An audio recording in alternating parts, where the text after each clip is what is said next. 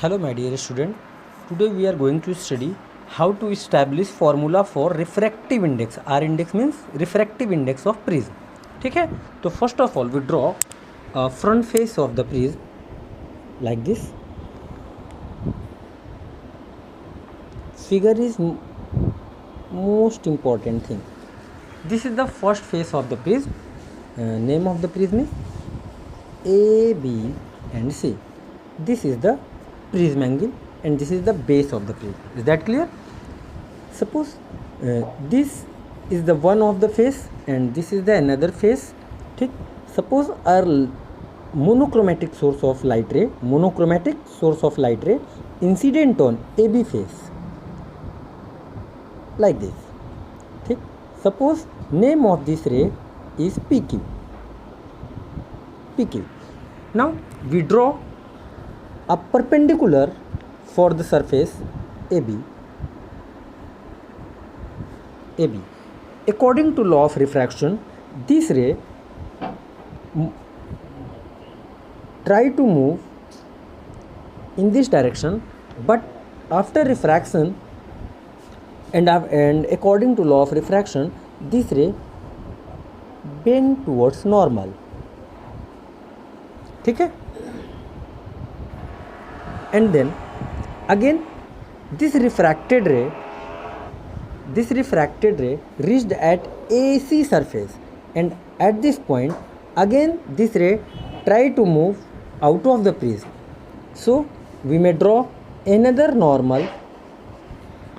This normal is called N2, this is called N1. This point is supposed known as N, we marked as N. Now after when refracted ray try to emerge out from the prism, then it also deviated denser medium to rarer medium, so it will be away from the normal.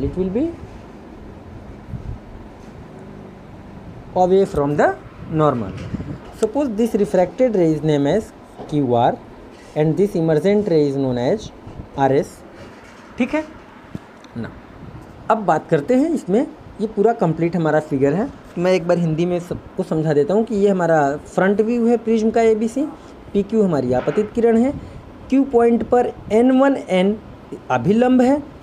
QR prism में प्रवेश करने वाली रे है जिसको कि हम लोग अपवर्तित किरण बोलते हैं, और RS प्रिज्म से बाहर निर्गत किरण है जिसको कि इंग्लिश में हम लोग इमर्जेंट रे बोलते हैं. So this angle is known as angle of incidence I. This is angle of refraction R.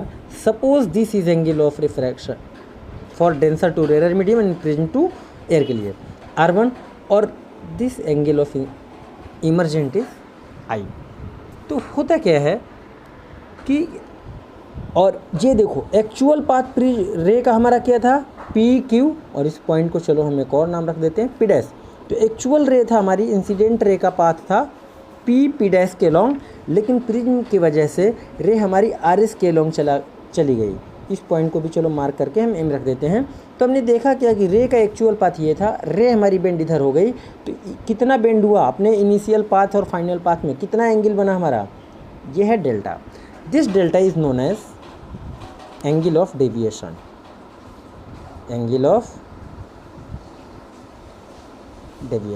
ठीक है, तो फिगर में हम लोगों ने सीखा कि कैसे फिगर ड्रॉ करना है. अब एक सर्टेन एंगल ऑफ इंसिडेंस के लिए, for a certain angle of incidence delta is minimum, and in that case R is equal to R1 and I is equal to E. तो आपको ध्यान रखना है कि for certain angle of incidence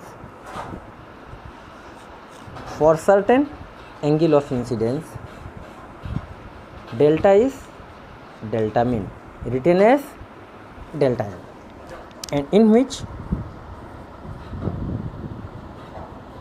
I is equal to E, angle I is equal to angle E, and angle R is equal to R1, because जो BC है which is BC base of the prism is parallel to QR. ठीक, ये सब चीज़ें हैं. अब इस figure में हम लोगों ने इतना सीखा. फिगर को आपको बहुत अच्छे से तैयार रखना है क्योंकि figure he one of the most important thing है इस डेरिवेशन का. अब देखो पी क्यू हमारा क्या है, मार्क कर लेते हैं। पी क्यू हमारा इंसिडेंट रे है, फटाफट लिखते हैं। ठीक, क्यू आर क्या है, रिफ्रैक्टेड रे है।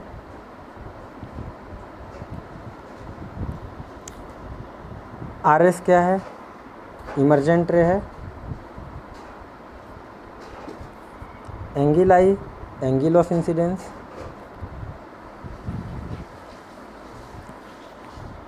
Angle R, angle of refraction.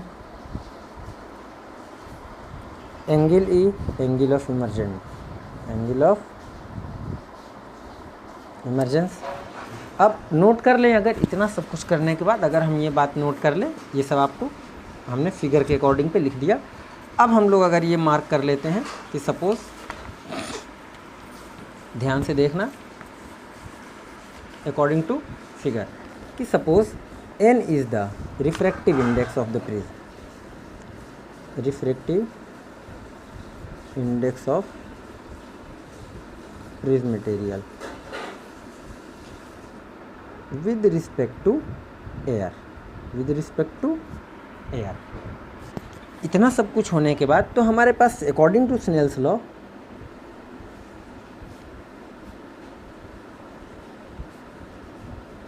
होना चाहिए कि refractive index of prism n is equal to sine I upon sine R. इसी फॉर्मूले को हमें यूज करना है और इसमें हमें आई और आर यूज है। और इस फिगर में हमारे पास आई भी है और आर भी है, लेकिन आई और आर की वैल्यू को इक्वेट करने के लिए हमें क्या क्या यूज करना पड़ेगा, ये चीज़ आपको ध्यान रखना है। तो सबसे पहले हम लोग यूज करते हैं कि फ्रॉम फिगर यूजिंग क्वाड्रिलेटरल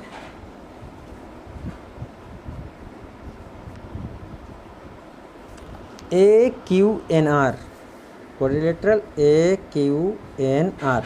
अब देखो ये एंगल और इस एंगल का सम, ये एंगल और इस एंगल का सम कितना होना चाहिए, 360 डिग्री। चूँकि ये 90 है और ये 90 है तो 180, तो ए और एन ऐड करने के बाद 180 आना चाहिए।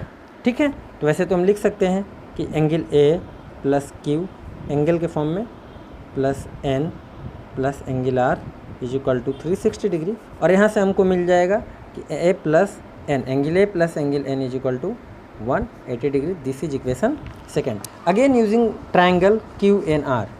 ठीक है, तो आपको लिखना है कि using triangle Q N R. अब क्यू एन आर में देखो आर और आर वन और एन है, तुमने लिखा कि N plus R one is equal to 180 degree. ये इक्वेशन तीसरा है। अब अगर इस दूसरे और तीसरे इक्वेशन को आपस में कंपेयर कर लिया जाए, इसको क्या कर लिया जाए, कंपेयर कर लिया। देखो तो right hand side 180 degree N और एन है, तो एक इसके बराबर हो जाएगा आर प्लस आर वन के। ठीक है, तो कंपेयर करने के बाद हमको मिला कि A is equal to R plus R one. अगर हमने मान लिया कि if R is equal to R one, तो हमारा हो गया A is equal to R plus R, यानी कि 2r। तो आर की वैल्यू यहाँ से हमारा निकल आया a/2। आर की वैल्यू हमको यहाँ से मिल गया। अब बात करते हैं आई की वैल्यू कैसे निकलेगा। तो हमने फिर से यूज किया triangle MQR, using triangle MQR।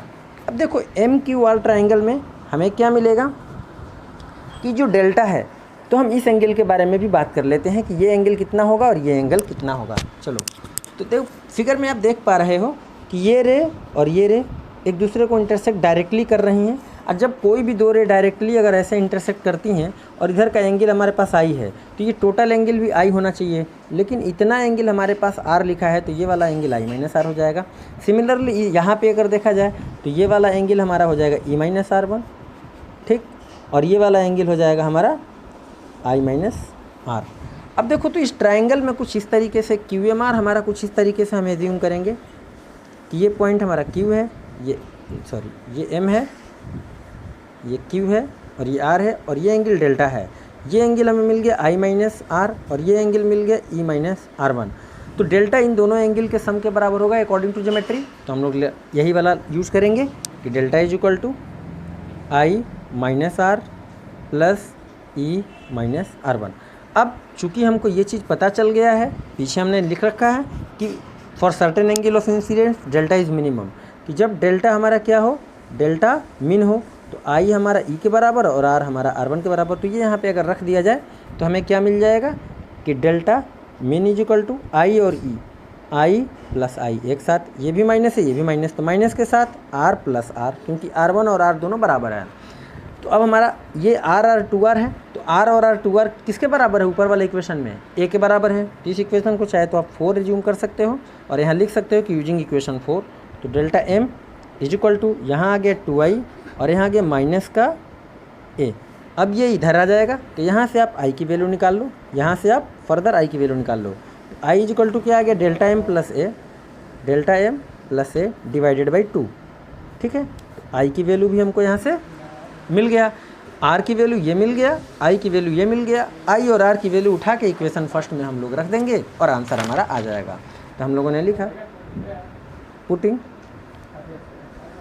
Value of I and R in equation 1, we get what we get कि n is equal to sine I, यानी कि delta M plus A divided by 2 divided by sine A, ठीक है। तो this is the relationship between refractive index या formula for the refractive index of prism in term of prism angle and minimum deviation, ठीक है। तो ये 12th class में भी है, ये 12th क्लास में भी है और 10th क्लास में भी है, तो ये दोनों क्लास के काम आ जाएगा। और कैसे इक्वेट करते हैं ये चीज़ मैंने आप लोगों को बता दिया। सबसे इम्पॉर्टेंट इसके फिगर को समझना है, कब हमें क्या क्या एज्यूम करना है, ये सारी इन्फॉर्मेशन मैंने आप लोगों को लिख रखा है यहाँ पे। और कैसे इक्वेट करना है ये चीज़ मैंने आपको यहाँ पे बहुत अच्छे से समझा दिया है। तो ये चीज़ आप लोगों को क्या रखना है, ध्यान रखना है। तो आज के लिए इतना ही, थैंक यू सो मच।